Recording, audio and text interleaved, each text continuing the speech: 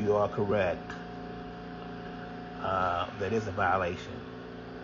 Let me say this. The First Amendment has been under assault for quite some time. And here's what I believe people need to understand: the significance of why the First Amendment is under attack.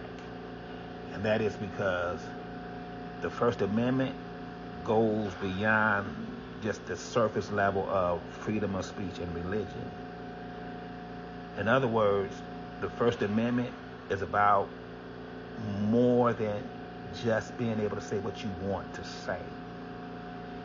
It is about the expression of thought, beliefs, values, and ideology, all of which are core and centered to who you are as an individual. So in other words, the First Amendment is about the right to be. And when I say to be, think in terms of to be or not to be. Think in terms of to simply exist. So the First Amendment is about the right to self. And of course, the Second Amendment is about the right to defend self, particularly and especially against a tyrannical government. Then of course, 4A and 5A, which are two sides of the same coin. 4A and 5A are about the right to be your best self. And if I need to expound on that in another video, somebody just leave a comment. But let me say this: 4 and 5 are two sides of the same coin. Because if you subject me to illegal search and seizure, then you by definition have denied me due process.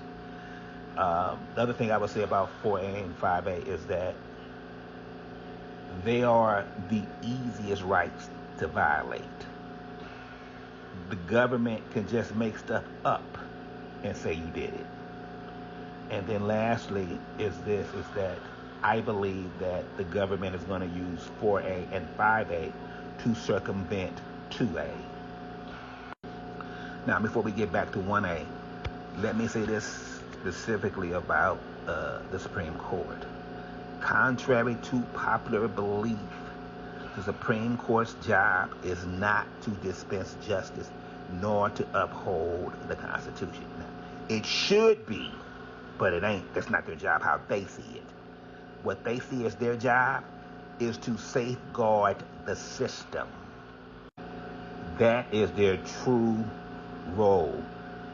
And we have historical precedents, which I've talked about in several videos, but for sake of this video, let me just give you one. Look at Executive Order 9066, which called for the internment, for the internment of American citizens of Japanese descent and heritage in direct violation of the Fifth Amendment. And of course, this went to trial. And if you look at Korematsu versus United States, Executive Order 9066, which should have been overturned, instead was upheld. Again, in direct violation of the Fifth Amendment and due process.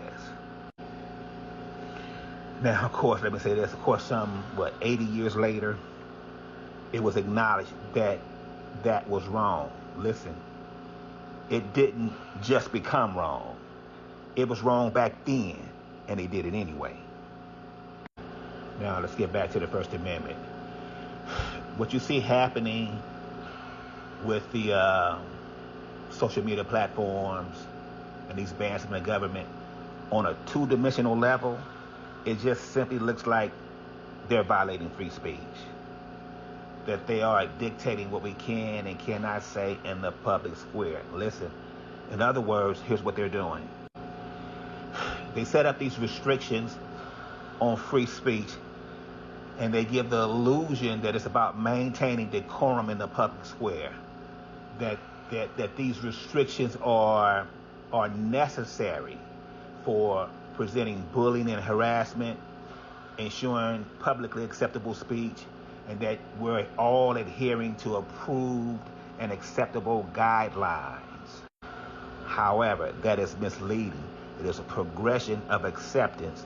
And what's really happening is that they're getting the masses to conform to government-sanctioned speech and communication, all the while getting us to believe that these restrictions are protective measures creating a supposedly safe environment. But again, it's to get us to accept government-sanctioned speech, get us to conform.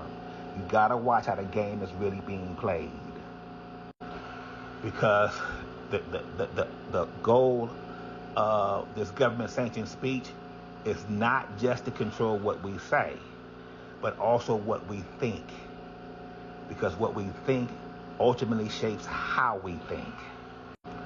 Listen, this is how the brain works. The neurons in our brain, they travel the path of least resistance.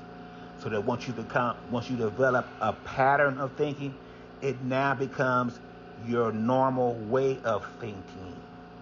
And what you think becomes a reflection of who you are.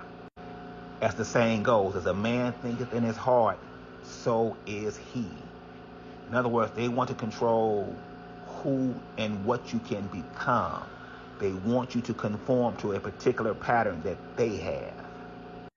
And that starts with how we think.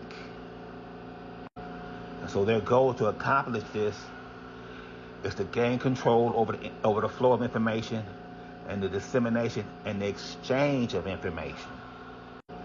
And the number one way that we, the masses, do that is through social media. So this is about gaining control of social media. And that's what the Smith-Mundt Revision Act of 2012 was really about. Bringing social media under the control of the government.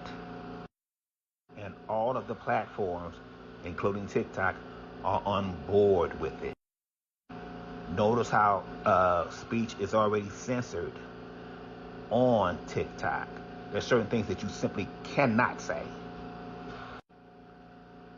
So they now have us self-censoring. That's called predictive programming and operant conditioning. When you start self-censoring, that means their job is primarily done. Shadow banning, which is how they do it on social media, that is censoring free speech.